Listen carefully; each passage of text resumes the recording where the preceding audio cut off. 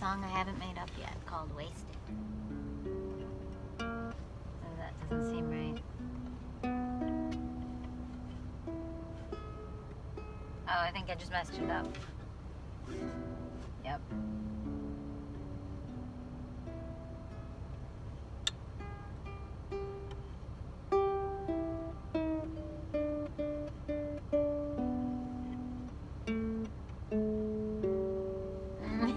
I don't know how to tune a Get-A-Laylee. Well, I'm not writing that on Get-A-Laylee. Alright. I guess if it's called Wasted, it should be on Punky Bluester anyway. And, oh look, a tuner. I literally don't know the 6 tuning notes of a Get-A-Laylee, so I can't even write it on that even if I wanted to. Because I just messed it up. I could look it up, but I already pushed start.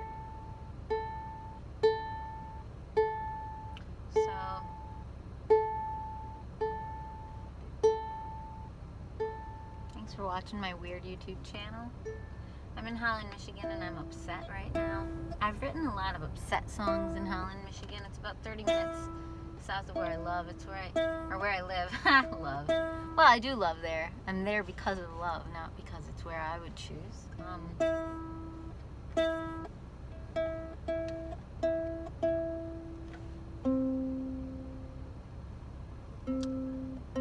And overall, without any shadow of a doubt, that has been a good choice. I've made a lot of bad choices in my life, like terrible ones. They usually have a lot of fear attached. Every bad choice I've made has an insane amount of fear attached. And it also has a real preoccupation with comfort and avoidance. All my bad choices. Comfort, avoidance.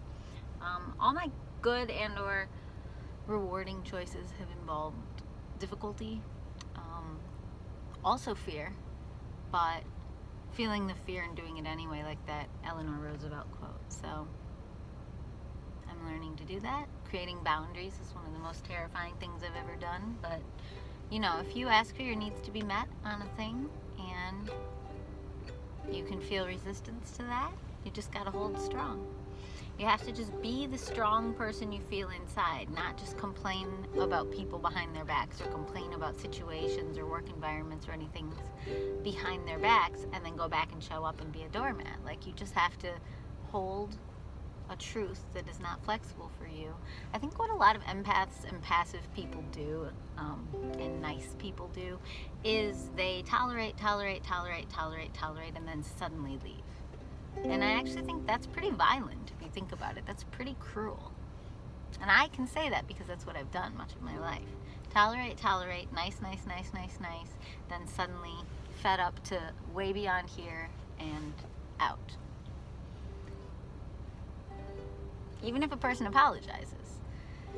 A lot of times, like, nice people don't even really hear the apology. They just feel this obligation, this obligatory sense that they're supposed to accept the apology, so they do it without ever letting themselves having felt the wound in the first place. And then later they realize, I can't let go of the wound. Well, the reason is because you never let yourself really be upset.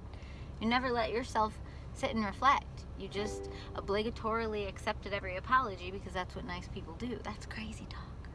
But I know every nice person I've ever known seems to do something like this. It's like a weird version of no boundaries and following rules. And the rule says to be a nice person, I have to do X, Y, or Z. Anyway, I'm sitting in a town that is feeling fake to me today. It's where Sufjan Stevens went to college. It's not fake for the reasons some people would say either. I don't want to cast judgment on a whole crew of people because it's not the individual people. But I'm feeling the inauthenticity of systems that don't genuinely connect the dots, that stay separate and separate and separate. Like, if you're separate, then just go live on farms separately. But there's this thing, this look of things that are taken over and overtaken, like in a place like Honolulu, where cultures existed perfectly fine without them swooping in and saving. And I am not talking about Christians, because I'm a Christian. I'm talking about the inauthenticity of systems and the inauthenticity of intention and the lies that people tell when they say they want one thing, but then their actions give them away. they didn't really want that thing. And I've spent so much of my time here smiling at everyone I meet, at everyone I see, that I didn't go inside of me enough to see, to like truly see, what do I feel here? What do I feel in certain places and spaces? And not what is the space trying to get me to feel based on how it's presenting itself and what image it's portraying. If you've ever been in like a wealthy community that feels a little bit fake or a little too new, like it's trying to look old but it's actually new, you know what I'm talking about. And that's not what is the thing in this town. I love it here. I do. Like, it's beautiful. But for me and for my heart and for my soul and for what I'm looking for out of life, this place is missing something. And you can't defend that to people who want you to say that you're wrong. You can't defend that. If you say my song isn't here and I don't feel this place, if you say that and someone says that doesn't make sense, it has all the things, all the boxes checked, all the things that you said you wanted and needed to get. I was just intrigued by a rhyme. So if you can't rationally explain yourself to people, that might be because you're an empath like me and you're somebody who just feels energy and you don't really understand or know why things feel off to you in some places. And it doesn't mean they're off for everyone. Those places are perfect for someone else, perhaps. It may feel the exact way those someone else's want a place to feel. A little more chilly or a little more cold or a little more distant or a little bit more old instead of bold, a little bit more strange or estranged. And people may pass each other like islands in fog, and they might never really intersect or connect, and that is right for some people. But you have to admit, when you observe these things in a reality, that things that are not right for you, that's not a judgment. It's just saying the things that I'm observing that this place is, or that this person is, or that this friend group is, or that this work environment is, 90% of the time, it's probably not that it's toxic. I mean, it might be, but it's that system doesn't make sense to you and who you are. Like, you just don't belong in that system. Your observations aren't mean, and you don't have to go out of your way to be overly kind to override observations you made that feel mean to you, because you're not being mean by observing things accurately through the lens that is you. That's not mean. That just means it's not right for you. I make these videos because I need to hear them. I need to hear and feel these words flow out of my mouth, and I need to not be afraid of them. I need to not be afraid of my personal truth and not feel like it makes me mean, to observe things in you, whether you as a place or a person, to observe things in you that are not right for me, and then to say, bless you, be well, and go on my merry way. And there are some situations where we can't do that. Maybe a job is right for us, but there's just one person there that is a truly wrong fit. Or maybe a place is right for us, but there's just one aspect about it that's a truly wrong fit. I don't think we're supposed to try to create or imitate some sort of heaven on earth. I don't think we are. I think we're supposed to just be here, being who we are, being what we are, and observing what we observe, and reflecting it and presenting it, and then making the best choices possible with the information that we have. I mean, that clearly explains what compromise is, and I've learned a lot about compromise in the past maybe 2 years. In the past 2 years, I have really learned what it is to feel what you want for your life, and then observe what you think might be right, or listen when someone tells you what might be right for their life. And then if you're in a partnership with them, like a living, loving partnership with them, you literally have to work in a beautiful, intricate, and feeling in the dark sort of way to find what's that middle ground, and is it worth it to both of you? Is that relationship and connection and dynamic the two of you share worth it to both of you, to find a middle ground between those 2 points? On a map, on a compass, in hearts, in minds, in ways of perceiving the world, if one's intellectual and one's emotional, or some other reductive thing like that. I mean, nobody's all one thing, but compromise is one of the most beautiful things I've ever learned, and I learned it through honesty. I learned it through speaking up in ways that felt deeply mean to me, and realizing the world didn't break, the world didn't crack. Me being honest felt mean to me because I want to like and love everything, everyone and everything. And to have preferences felt mean to me. But part of that is a leftover residual thing that comes from over a decade collectively of being abused. And if people have told you that your perceptions are mean, or your perceptions aren't giving them a chance, or your perceptions are whatever random BS they filled your head with, then you learn to try not to have perceptions. You can't actually do that. So then you learn to lie.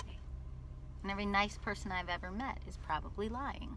If you are fundamentally so nice and simultaneously always a little bit out of touch with yourself, in other words, most introverts, they go in public, they put on a certain presentation or show, and they absorb a lot of energy, and then they go home and they get to be themselves again. It's like, well, how come half the population gets to go out in public and be themselves the whole time they're out there? Well, maybe if the world didn't have people who put on a fake show, those extroverts would be freaking out or angry all the time because there'd be no one listening to them. I have no idea. I mean, I'm both things, and I didn't used to think that. I thought I was just an introvert.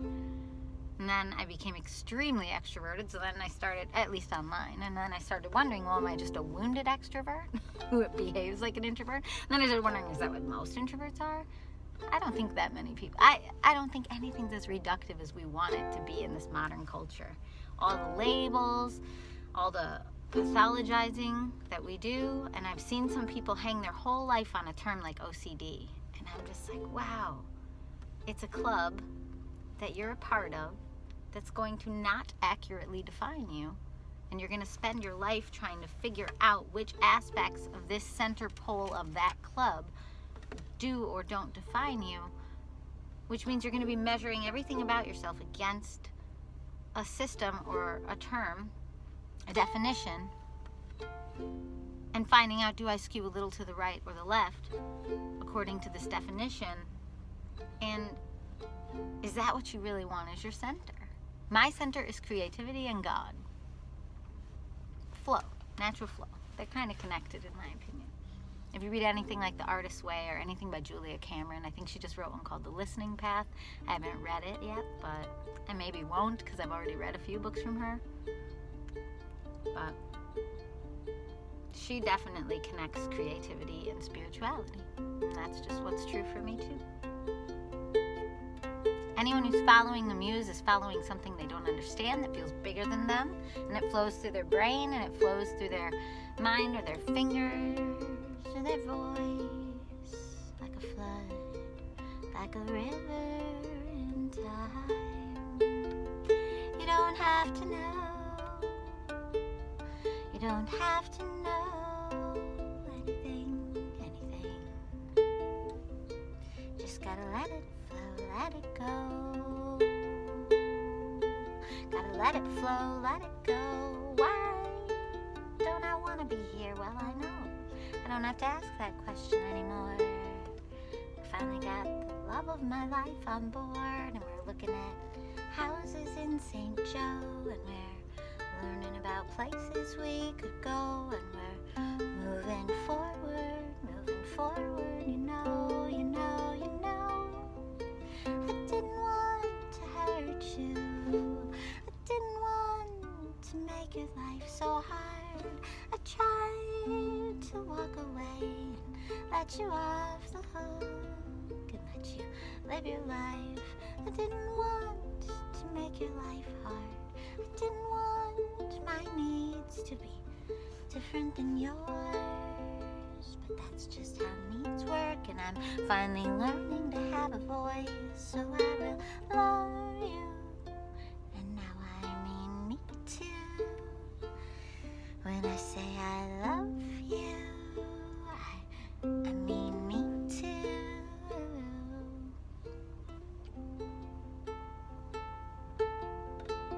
And I mean you too. I mean anyone who needs a friend who tells them you deserve to have a voice. But don't manipulate people. Just because you're finding your voice, don't manipulate people. Don't get whiny and needy and greedy and look around at the world like it owes you something. It doesn't owe you anything. I actually thought the world owed me something from the perspective of a person who had a sort of version of child fame. And if enough people tell you when you're 10 years old that you're going to be fill in the blank, it gets really confusing when later they don't celebrate you trying to become fill in the blank. And that's not what happened with everyone, but it happened with quite a few. flew like a bird. I wasn't what they thought when they said what I would be. I was me, I wasn't their idea of me. Wasn't their idea of me.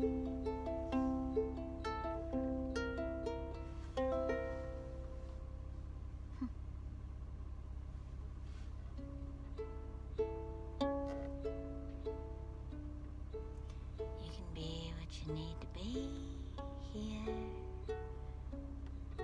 It's a magic place. It wins awards year after year. You can be what you need to be here. And I've loved what I've needed to be here. But maybe I just finally outgrew here.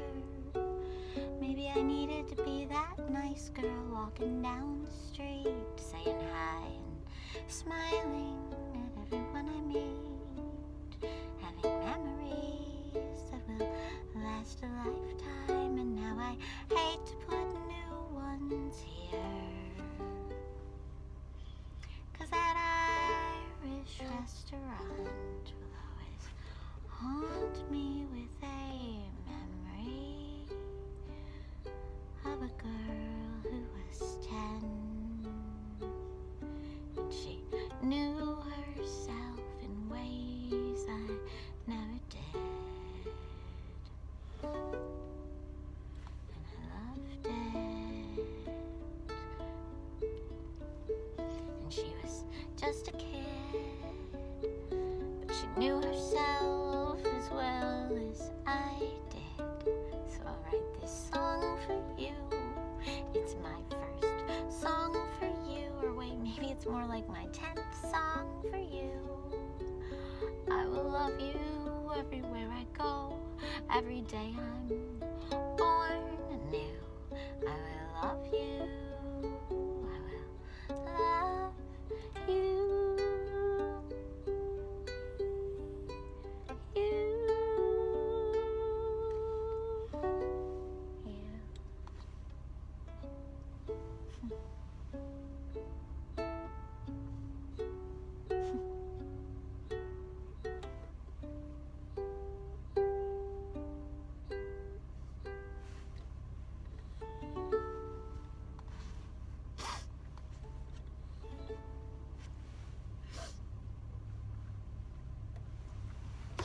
Two of my absolute favorite people on the planet who are a part of my absolute core. You know, they say, like, have the 5 closest people to you be people that you really want as your influences, and I just got to see 2 of them, and I never get to see them. Well, not true. I see them maybe twice a year, but that's like, 10 to 15 days total out of 365, and maybe that's what my soul is choosing, is to be away from the people that mean the most to me, because I'm not one who can handle much reality. Or rather, maybe just not one who can handle too much confrontation, because I get so deer in headlights, kind of blindsided by it's not even confrontation, just differences of opinion, feelings, thoughts that I didn't expect.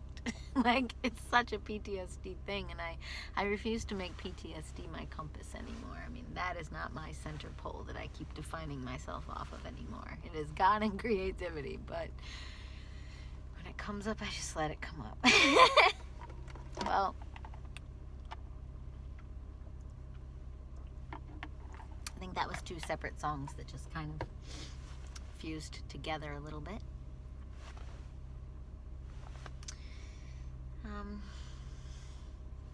I have been struggling with my voice. It's been missing since last week. I got a migraine pretty bad, and my voice went away, and it was right at the same time that I was struggling with something emotionally and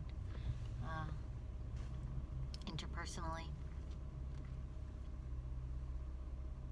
And it makes me wonder if it's under my control before it comes back, or another person's control, in the sense of, do we,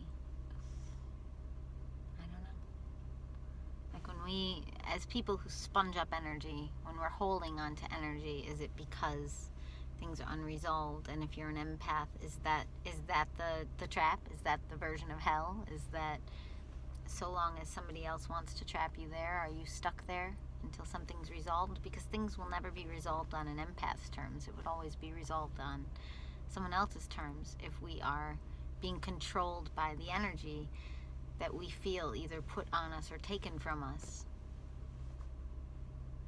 by people who behave that way. I think some people call them energy vampires, but there are just some people in the world who take a lot more energy, take positive energy and give their negative energy, almost treating some people like human garbage cans. And they don't realize that they behave in relationships and spaces. I think they don't realize. If they knew they were doing it, I don't think they'd want to do it. Or maybe they know they're doing it, but then that just makes them feel worse about themselves, which fuels more of that negative energy. So it's like, if you're someone who's spiraling down some black holes of thought and you're very negative all the time and it only gets worse and worse and worse and worse and worse, you almost have to what I did is, because I have that type of brain as well. Maybe we all do. I think that might be the human condition. But I started watching a lot of I don't even know if I should say it because I don't do it anymore, but Abraham Hicks Law of Attraction videos, which sound totally crazy and channeled, maybe by aliens, maybe by God. I don't really know what she's talking about half the time, and I don't subscribe to a lot of it. But one thing is that the way she moves through the world with law of attraction type of wisdom or energy or belief systems is that she does not believe in just staying sunken into negative thoughts. Choose your thoughts. Focus on things that make you feel the way you want to feel. Be in control of your life. Be holding the reins and make decisions. That's sort of what she guides. So, I don't know, I guess in the past that has blasted me out of some stupid negative energy loops and bad thought loops, and I guess I could do that again. I also pray and meditate and ask for guidance and help on a lot of topics. Anyway, I don't know if this helps anyone but me. Well, I take that back. I just had I had 2 comments on one of my YouTube videos that I'm just now up to uploading, which is from September, and it's now February. So I'm getting really behind on these, but, it was from my sabbatical to Wisconsin, where I revisited the place where all the ghosts of the person who was the most physically abusive of me, all of those memories from college, and it was good to rewatch, and it was even better to see a couple comments that talked about themes. It was the one in Appleton, Wisconsin. I don't remember what day. I don't know. I don't know that I want to recommend it to you anyway, but it talked about themes of failure. It talked about themes of expectation, pressure, child fame, all of that, just being embarrassed to not succeed, being embarrassed that I don't even want to seem to succeed by just rambling and doing this. I think I just believe more in what the Spirit, I believe the Holy Spirit, what Spirit is guiding me to put in the world, I believe in more than, I might not be cut out to become like a Sufjan Stevens who can take that same sense of Holy Spirit and can polish it up to a diamond, like a beautifully refined diamond. I might be a diamond mine, but completely unrefined. I don't know. I don't understand why, but, well, I do understand why. I think it's hard for me to feel this much flow and communion and connection when I'm out like this, when I'm writing and making up songs, and then conversely to feel it almost completely go away and vanish from my body when I try to sit in a studio seriously with blinders on and polish up songs. I don't know that I was meant to be a producer. I think I was just meant to be a songwriter, a creator, the piano and the voice, or the ukulele and the voice, but not even that, because my ukulele parts are really basic, and I'm writing one right now, and it's not good. And I'm frustrated because it's just me playing chords on one of my favorite songs that I've written, and I'm working on it for the album Everything's True, and it's one of my hits, full of beauty, and I love the song, but the ukulele part sounds super, super basic. So I'm ugh, should I get someone else to play it? Probably. Maybe I should ask Brian. Hey, cool, you just watched me have an idea. I actually probably should.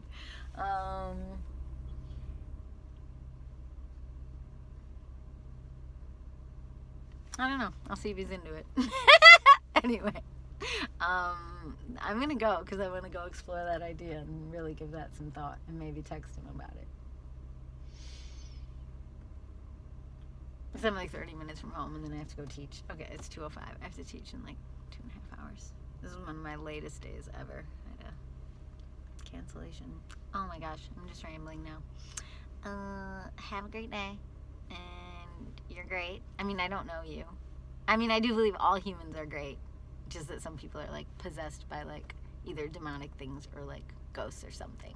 I've lived with somebody who clearly was like, he watched so many ghost shows on hauntings and stuff, and he clearly acted like someone who was haunted. Then he even said, as I was trying to leave him, like, I think something's like in our house, like possessing. And there was, like, it was bad.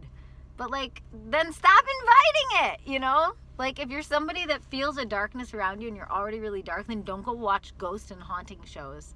And don't go, like, seek out dark and demonic stuff. Like, if you already know that you have a negative mind and you're attracted to, or not even attracted to, you just can't get out of your own negativity, then focus on some things that are, like, light and uplifting. And I know that might make you feel, like, cheap, like you're, like,